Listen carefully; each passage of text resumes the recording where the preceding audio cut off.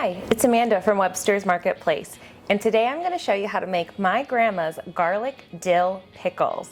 They are crispy, crunchy, and absolutely delicious. So to start, we're going to make a very simple brine.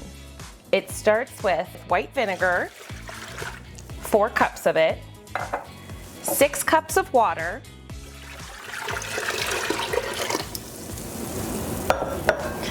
and 3/4 of a cup of kosher salt.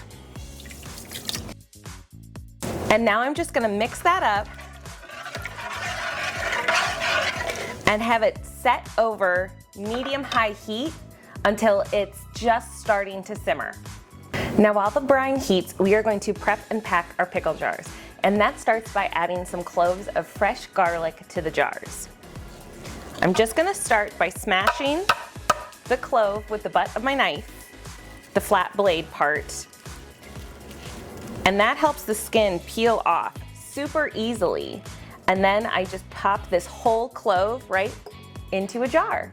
Once the garlic is all in the jars, we will then add 1/2 teaspoon of mustard seed to the bottom of the jar.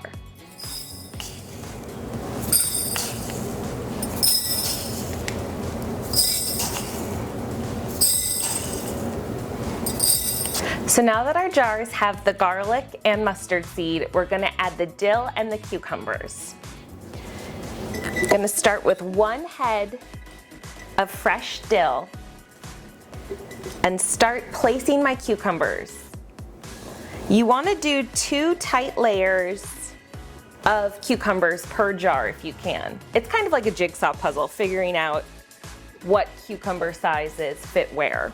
All right, so my first layer of cucumbers are done, and now I'm going to add more of that dill. I'm going to add 2 small flowers this time instead of 1 large flower, and work on my second row of cucumbers.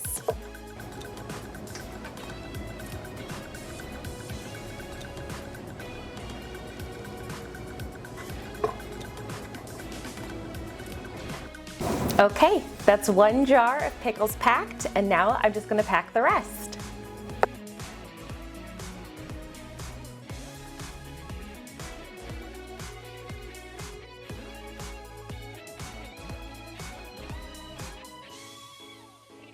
All right, now that we have all of our pickles packed, it's time to add 1 final ingredient before we cover the cucumbers in brine.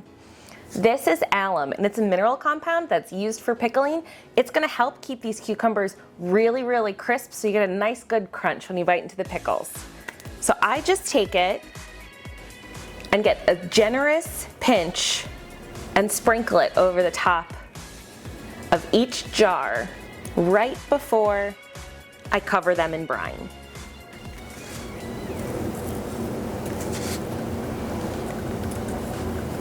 And that's all there is to it. Now they're ready for the brine. You'll fill the packed jars with enough hot brine to almost completely cover the cucumbers. Then cover the jars with sanitized rings and lids and close to fingertip tight. Next, process the pickles in a 185-degree water bath for 5 minutes. After 5 minutes, remove the jars from the water bath and allow to cool completely, taking care to make sure that all the jars have sealed properly. Once the jars are cool, wipe with a damp rag to remove any brine residue and label with the date of pickling. And now your pickles are ready to be stored. You want to put them up in a cool, dark place for 3 months before enjoying, but it's worth the wait. They are so crunchy and so crispy and so flavorful thanks to that fresh dill and garlic. As always, you can find this entire recipe saved to our Webster's Recipe photo album, or grab a printed copy in store along with the ingredients you'll need to make these delicious homemade pickles. We'll see you next time.